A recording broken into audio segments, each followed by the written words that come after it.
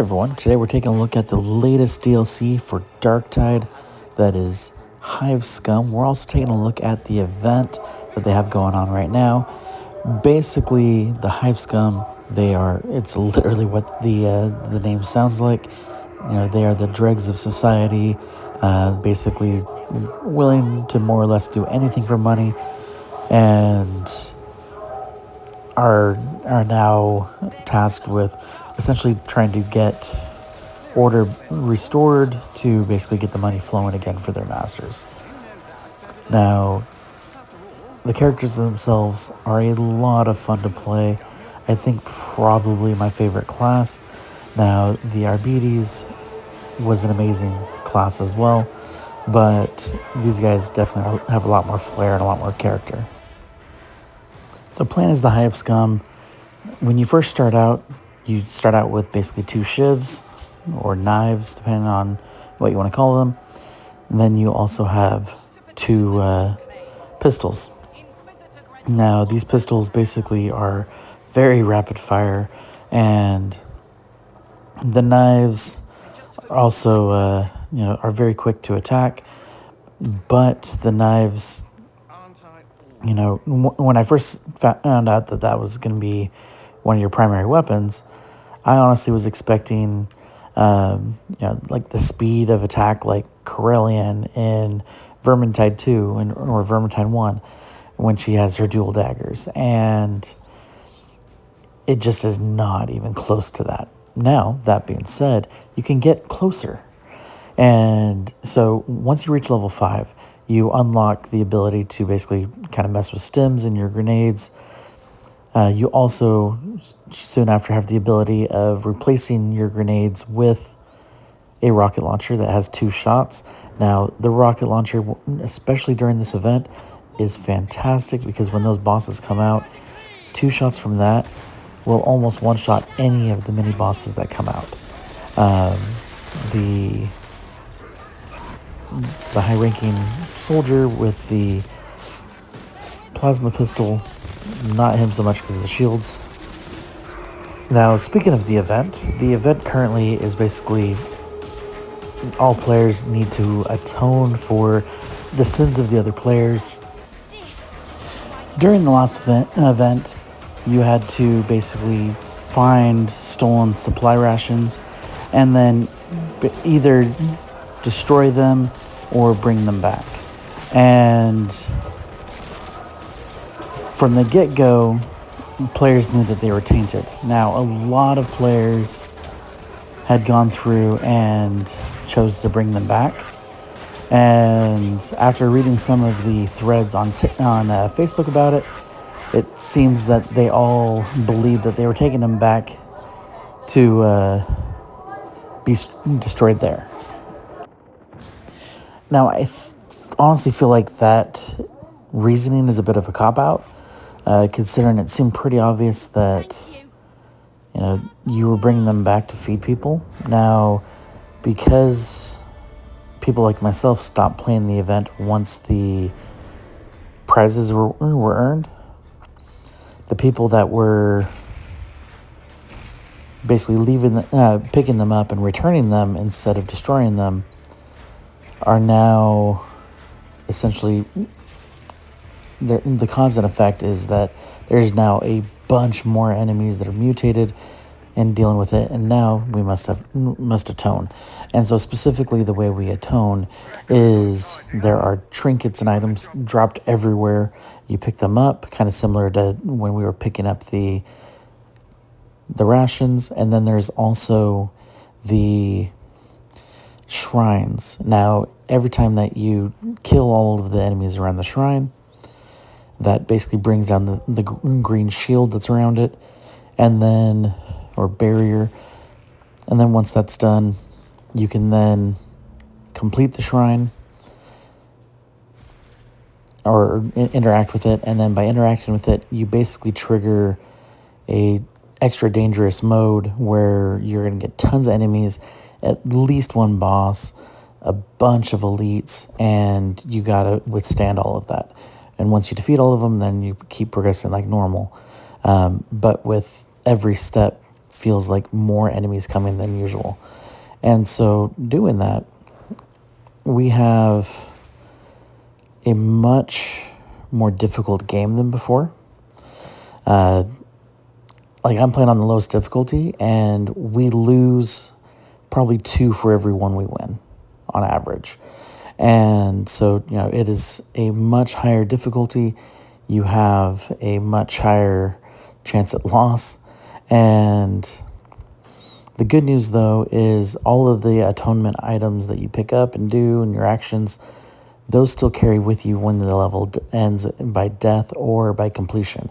So that means if you actually were having a really good run, you still carry that progress with you. So, and where certain challenges and stuff don't. So, at least there's that to fall back on. But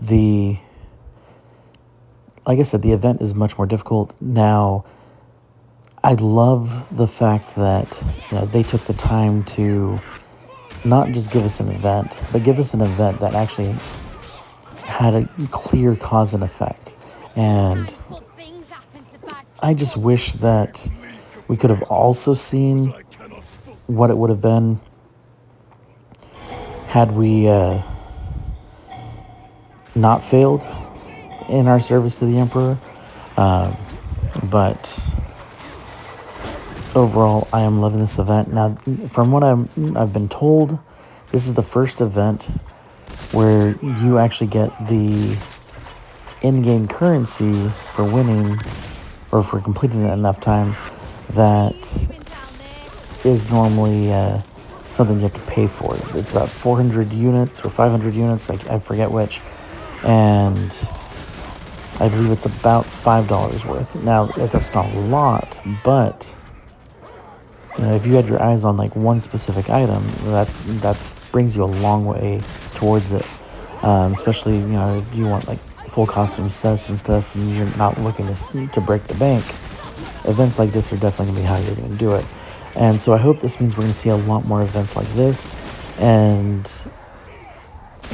I do love the fact that you have the choice between playing event levels and non-event levels, where previously all levels were event levels when it comes to the rations. So they did a fantastic job with this.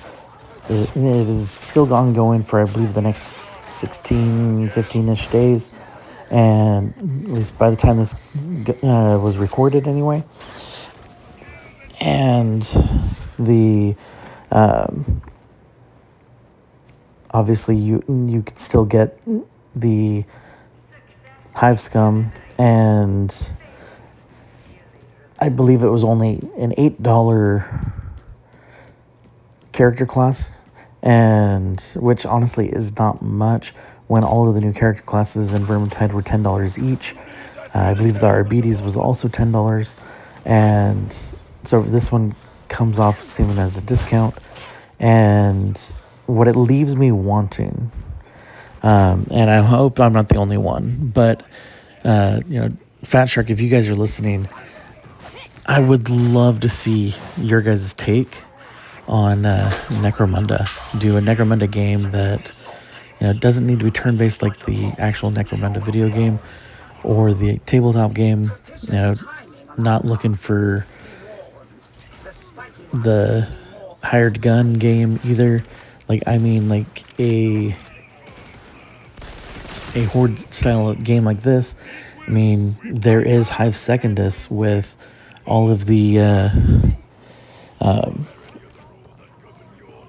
Tyranid infections there, and all of the Ash Waste stuff in between to get there.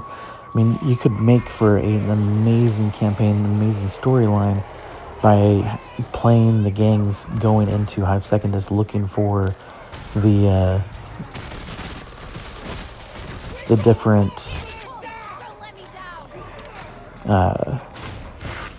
architects, and could even have a mode where you could actually pick from one of the main gangs to play, and have those specific gangs working together to actually improve things for their gang, and that way you are kind of having some more buy-in for players and stuff. I think that would be amazing.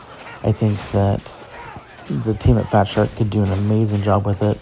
And I mean, literally, their 3 Warhammer games are all 3 of my top 5 video games I've ever played.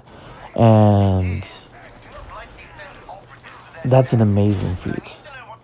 Now, it's not that I'm biased because, all 3 of those games they gave me review copies of, which I do love and appreciate that fact. But the fact of the matter is, I would have paid full price for every single one of these. And I have also paid for every DLC that's come out for them. And they're absolutely worth the expense. They're all amazing games. Fat Shark continues to kill it left and right. And with all of these free events and free levels that they're adding, we actually have a new campaign mission that we will be reviewing here in the near future. Basically, once we complete the event, we're going to be doing that. So I expect here in a few days that we'll have the event all wrapped up as far as the prizes are concerned, and then we can go and try the new stages and share our thoughts on those. But that's it for this episode.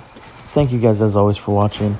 If you play Darktide, make sure you do pick up the Hive Scum, by far my favorite class in the game. And only complaint about the Hive Scum is, I do wish they were faster, but as far as the knife speed, but really my actual complaint is there's no new achievements for them or the RBBs, where all of the other player classes, have achievements tied to them, gives, players more incentive to play them, where these 2 do not. And so, on one hand, I do like the fact that there's no stress in trying to do certain things. It's just enjoying the character. But I think that we need to have some achievements added as well, because I think that would be amazing. But again, I digress. Thank you guys as always for watching. I'll catch you all next time.